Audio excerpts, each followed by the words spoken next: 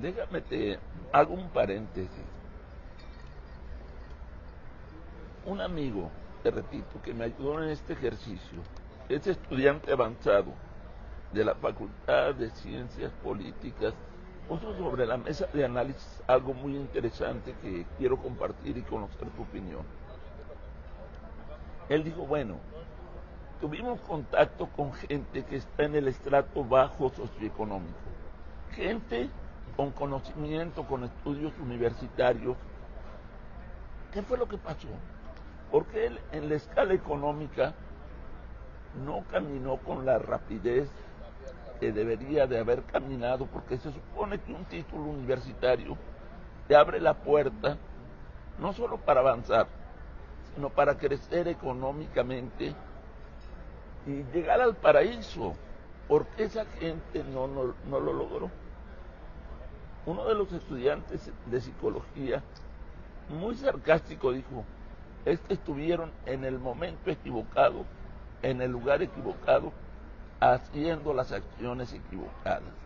No hubo debate, no hubo más diálogo, porque todos aceptaron que no basta el conocimiento, la meritocracia, que hay que tener las redes de amigos, hay que tener los compromisos y a veces hasta las complicidades para ir avanzando y jugar un juego de sacrificios. ¿Tú qué opinas sobre esto de decirle a mis compañeros? Mira, yo creo que mucho cuenta tu condición personal, individual. Vamos a pensar en que estamos hablando de personas que tienen una formación académica. Yo en mi empresa tengo una persona muy valiosa que es ingeniera en sistemas. Una persona que tiene un perfil, pues digamos, étnico, ¿sí? de nuestras razas originales. Dirían de nuestros ¿sí? pueblos originarios. ¿sí? Y ella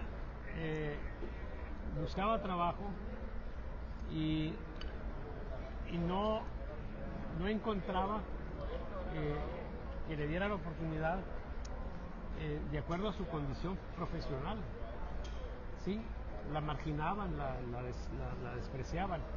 Y ella misma llegó un momento en que optó por no decir que tenía carrera universitaria. Y entonces decía que era una persona que tenía estudios básicos, técnicos, para que le dieran chamba de obrera, en la escala más baja, sí. De hecho, cuando yo la contraté en ese sentido, en esa condición. Cuando me doy cuenta de que era ingeniera en sistemas, Olvídate. le dije, oye, necesito que ocupes una posición aquí en la empresa consistente, congruente con tu formación profesional. ¿Qué crees que pasó? No quería. El miedo generado por No la quería. situación que había vivido. Batallé lo que no te imaginas para poderle dar una condición diferente. Entonces sí tenemos un problema ahí social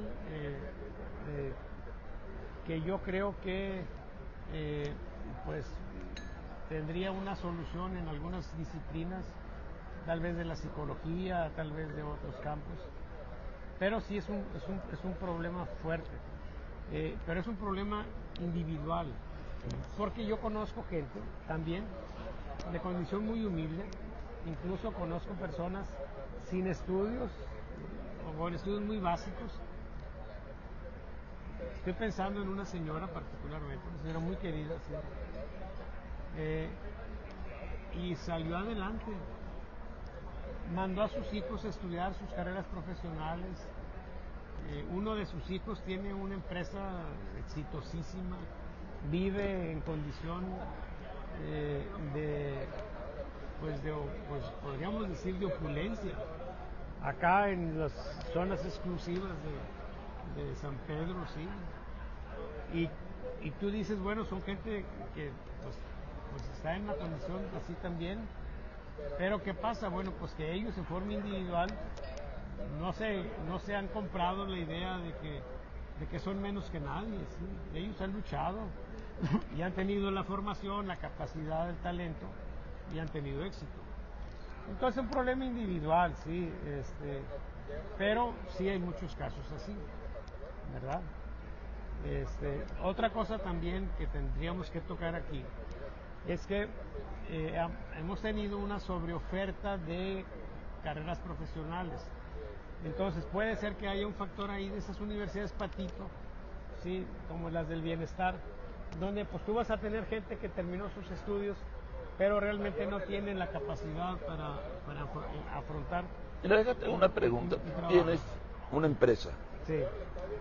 De repente llegan tres trabajadores, tres gente que desea trabajar contigo y te dice, oiga, pues yo tengo conocimientos en sistemas, en análisis, en esto y lo otro. ¿De dónde eres egresado? Ah, pues yo soy del Tecnológico de Monterrey. Ok, el siguiente, ¿de dónde eres egresado? De la Universidad Autónoma de Nuevo León. Ok, el que sigue, ¿de dónde eres egresado? No, de la Universidad del Bienestar, porque nosotros, las luchas sociales, bla, bla, bla. ¿A quién contratarías? Estaría entre el TEC y la UNI. Ahí está la respuesta. Mira, yo hubo un tiempo en que me dediqué a trabajar en la consultoría estadística industrial. Pero llegó un momento en que me insistieron, una empresa que se llama Lubrisol, me insistió en que les diera cursos de filosofía de la calidad, siguiendo el esquema de W. Edwards Deming. El W. Edwards Deming viene a cuento porque él planteaba un esquema de filosofía empresarial, administrativa, que tuviera visos de humanidad, ¿sí? Y entonces él choca con las ideas del capitalismo salvaje, ¿sí? Y plantea una serie de ideas con respecto a la filosofía empresarial donde se preocuparan por el trabajador, donde no los vieran como un insumo, donde no los despidieran como una primera opción para ver un cuadre pues en algún reporte de resultados. No, un compromiso real con las personas.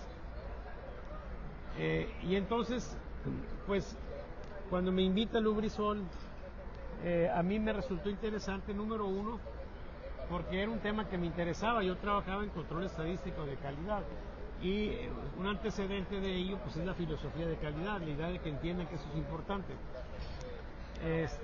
Pero aparte de eso, yo había estado ya en Nueva York en un curso que Deming daba a estadísticos, personas que tuvieran por lo menos maestría en estadística. Era un curso especial, duraba una semana. Se dio en la Universidad de Nueva York. Yo fui ahí a ese curso y tomé otros, estuve viendo conferencias de él en otros congresos a los que asistí, ¿sí? En aquella época en que yo podía pasar a Estados Unidos. En que aún no eras un recalcitrante Así comunista. Es, sí, no era terrorista, sí. Y entonces, ¿qué es lo que sucede? Pues que a mí me interesó mucho, pero yo les dije, oye, además que yo estoy todavía muy joven como para filosofar, deja hacerme un poco más viejo. Me insistieron tanto que tuve que aceptar. Y fue Lubrisol la primera empresa a la que yo le di el diplomado en filosofía de la calidad, siguiendo la ruta Deming. ¿Por qué viene a cuento esto? Porque lo que está manejando Andrés Mijes de la 4T norteña es una idea que gira alrededor de lo que ellos han estado llamando capitalismo social. Y sí, el capitalismo social pues puede verse desde la perspectiva de que tú pagues impuestos, ¿sí? Y esos impuestos sirvan para apoyar a las gentes necesitadas. Pero el enfoque de Deming, que es hacer una mezcla de ciencia y humanismo en la gestión administrativa de las empresas, habla de justicia ahí en la empresa. Una justicia que empata mucho con las grandes demandas y sueños sindicales, pero que atempera los vicios que también se dan en el sindicalismo. O sea, porque está planteando un esquema intermedio donde la idea es decir, no se trata pues aquí de que yo tengo un pinche resultado de ganancias y yo quiero que me des más partes de la ganancia. Es un esquema donde tú dices, vamos a ver cómo hacemos para que las ganancias sean más grandes, y con este esquema las ganancias se hacen más grandes, y entonces te va a tocar más, ¿sí? Porque vamos a crecer más, vamos a ser más productivos. Y ese es el esquema de Deming, así de manera muy sintética. Un esquema en el que se dice, tú tienes que, como empresario, entender que si te va bien como empresa, a los trabajadores les debe ir bien. No puede ser como sucedió ahora, tan simple como lo que sucedió en la pandemia, que Jeff Bezos de Amazon se enriqueció bestialmente más, pero los salarios y lo que recibieron sus trabajadores fueron los mismos, ¿sí? O sea, te va bien a ti, cabrón, duplicaste de tus ingresos, pues dale a la gente también el doble de sueldo. Así hubo muchas empresas. ¿Me entiendes? Sí, claro. Bueno, Deming planteaba esa idea, y muchas ideas como esas, sí, muy interesantes. Que tuvieras proveedores únicos, no nada más la relación que tú tuvieras con los trabajadores tuyos, sino también la relación que tú tuvieras con los proveedores tuyos, porque de repente tú los agarras y los oprimes, como en los esquemas estúpidos esos de 6 sigmas, ¿sí? Donde básicamente lo que hacen en la práctica es extorsionar, exprimir a tus proveedores. No, cabrón, tienes que tener una situación también en la relación con ellos, dice Deming, sobre la base de lealtad, confianza y buena fe, y también crecer con ellos. Ese esquema generaría una situación de confianza y de justicia, no solamente por la cuestión retributiva, sino también por la cuestión operativa empresarial. Eso es algo... no se preocupe, si se cae lo levantamos. Gracias. Sí, entonces eso generaría una condición de justicia social más amplia, de desarrollo más justo, ¿sí?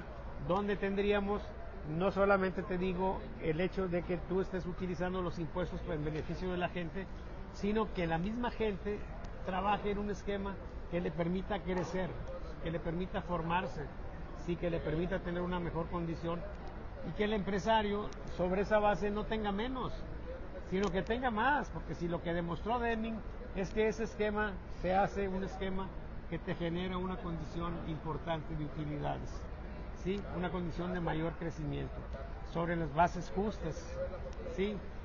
Por supuesto que cuando empezó Deming con estas cosas allá en el 80, al principio pues lo abrazaron, pero algunas empresas lo abrazaron como un fierro caliente porque no tenían de otra, porque Deming, con lo que hizo en Japón, ya estaba avasallando a la economía estadounidense.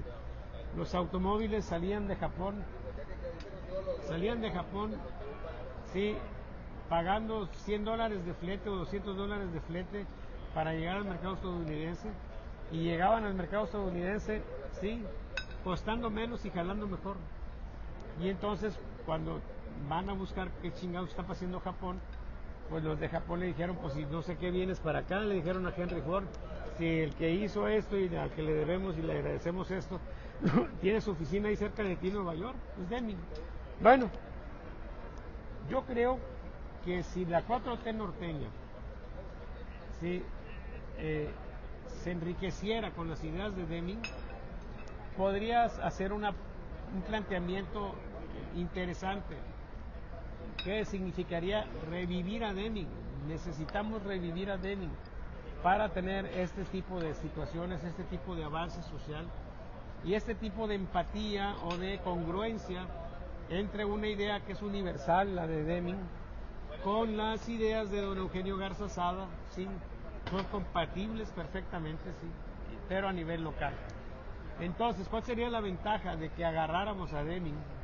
Pues que podría establecerse un programa de incentivos, de estímulos fiscales quizá, a las empresas que asuman la situación de la filosofía de Deming, que reviva el TEC de Monterrey su curso de filosofía de Deming, ¿sí? Eso se puede hacer, yo creo que lo podríamos hacer, ¿sí? y entonces tendríamos una situación pues mejor. Ya no sé ni cómo empezó esta cosa. Tú me decías de la... Del estatus social, Sí, de gente que se ha preparado, sí. supone que Ah, conforme sí, la sí, sí. Bueno, así meritocracia, es. Ajá. meritocracia, Sí, sí, sí. mínimo debería ser gente de la clase media alta, Sí, sí, sí. pero en el estatus bajo de la clase social. Sí. Oye, sobre esto, déjame te comento una anécdota, no sé si sea verdadera, o sea una creación de alguna mente un poco enferma por ahí. Comentan que un día, en una reunión, don Eugenio Garza Sada recibió un comentario de un amigo de él. El empresario menor que él le dijo, oye, no sé qué hacer. Me he dado cuenta que varios de mis trabajadores me odian. Me he dado cuenta que varios de ellos me han robado. No sé si correr a los que me odian y meter a la cárcel los que me han robado algunas piezas pequeñas que se las llevan entre la ropa. Don Eugenio se le quedó viendo muy serio, me dicen, y le dice, tú eres el causante de eso que está ocurriendo. Trátalos bien, dales estímulos, hazlos parte de la empresa y verás que ese odio se va a acabar. Verás que esos robos ya no van a ocurrir. Yo creo que esa anécdota puede ser cierta por la actuación de don Eugenio, de cómo generó áreas recreativas para los trabajadores, un sistema de salud digno, también generó viviendas dignas. Aquí la pregunta es, ¿por qué no entendemos en México ni entendimos esa historia a tiempo? Porque si lo hubiéramos entendido, no habría caos social. Mira, hubo una época, y no es ningún secreto, en que cuando el PRI era todopoderoso, yo fui parte de esa institución, aunque en la escala baja casi nadie me pelaba con mis propuestas. Yo les decía, ¿por qué no hacen una mesa de diálogo con los empresarios? Y le dicen, ¿sabes qué? Yo le dije a varios alcaldes amigos míos de aquella época, te estoy hablando del 88, 90 más o menos, hay una empresa en cierta área, y en esa área hay baches, hay luminarias apagadas, calles sin pavimentar. Y allí cerca de esa área viven los trabajadores de esa empresa. ¿Por qué no convencen a los empresarios que un porcentaje de sus ganancias vaya para mejorar las calles, tapar los baches, crear una pequeña clínica de salud? ¿Por qué dejar que los empresarios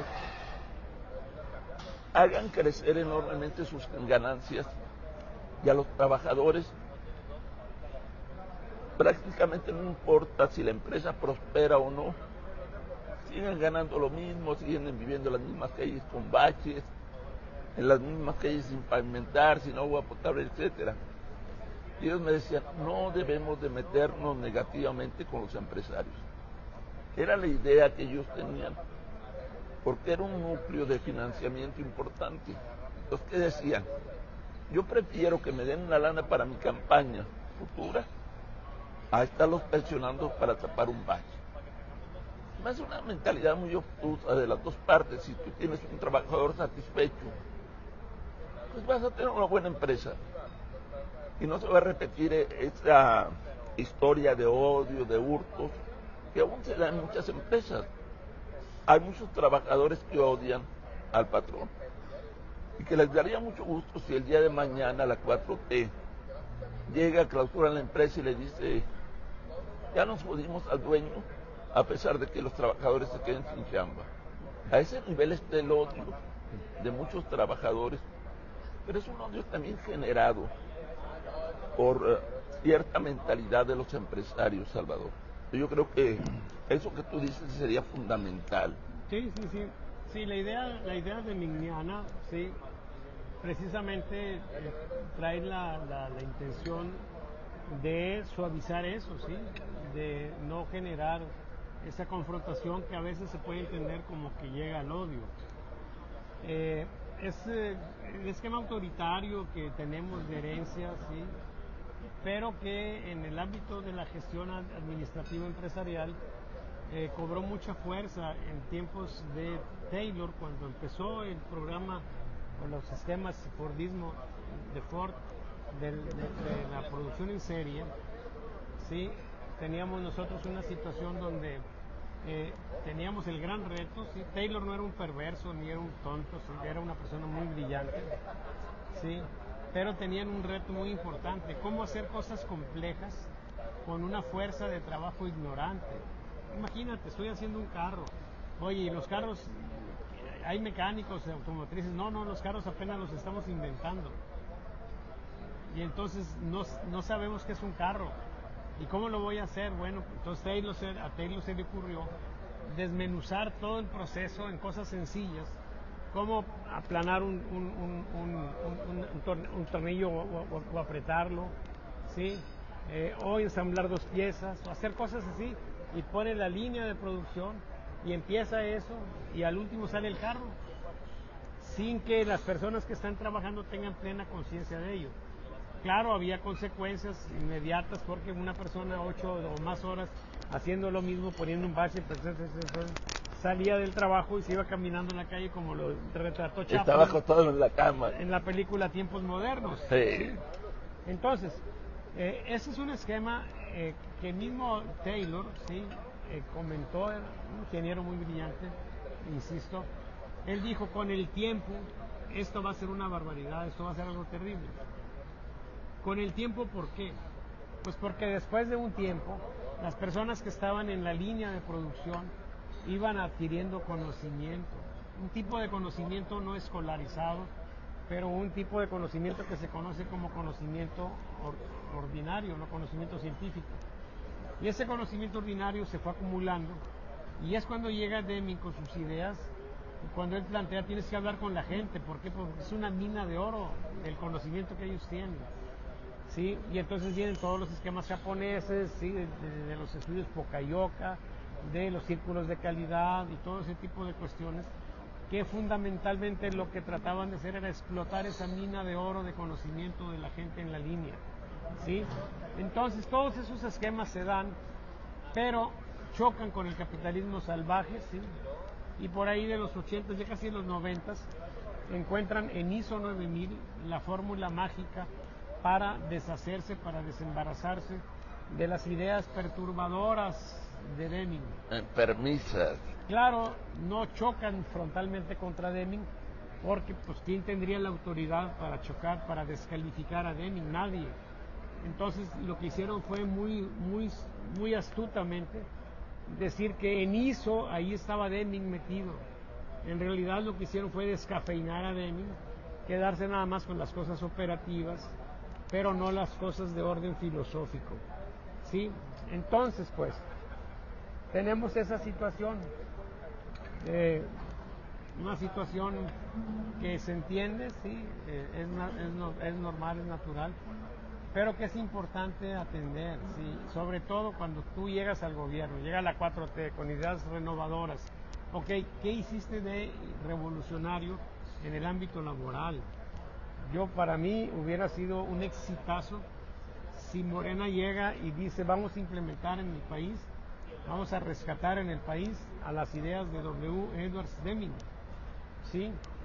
Eso a la 4T le habría dado la condición de plantear las mismas ideas en términos generales muy compatibles de don Eugenio Garza Sada, sin que le acusaran a Morena de estarse entregando a los empresarios del norte, etc. No tenías que mencionar a don Eugenio Garza Sada. ¿Sí? Podrías decir: vamos a revivir a Deming, ¿sí? Y plantear una situación de justicia para los trabajadores, justicia que estuviera en el esquema ahí, ¿sí? Un esquema, digamos que de evaluación de deminiana, ¿sí? Una oficina, que se hicieran estudios para ver en qué medida se está aplicando la filosofía de Deming. Ahí podrían haber intervenido el TEC de Monterrey, que tiene una gama amplia en todo el país, el Politécnico Nacional también, ¿sí? Eventualmente la UDEM, la UNAM, quiero decir. Pero habría sido una idea revolucionaria que habría generado un desarrollo. Claro, ¿cuál era el problema? que chocaría ideológicamente con las ideas de Morena. Las ideas de López Obrador. Porque Morena estaba planteado bajo la idea de la polarización, ¿sí? Del odio entre clases, de la lucha de clases, ¿sí? Si no, pregúntele a Max Arriaga, a Mars Arriaga, sí, Mars, sí, y la idea de Deming es de concordia, es de, digamos, de una condición de armonía en el trato, en la condición de vida entre los empresarios, los empleadores y los trabajadores. Sí, pero bueno, eso habría sido fabuloso, pero es una cosa que no se pudo hacer entonces. Primero porque yo creo que a nadie se le ocurrió, sí, aunque yo a lo mejor por ahí lo comenté, pero sobre todo porque iba en contra de la manera, de la praxis política de Morena. Ahorita que estamos revirtiendo, que estamos revisando cosas, ¿sí? Ante la presión de los Estados Unidos, yo creo que podría verse ese tema, ¿sí? Pero bueno, ya veremos, estamos soñando aquí.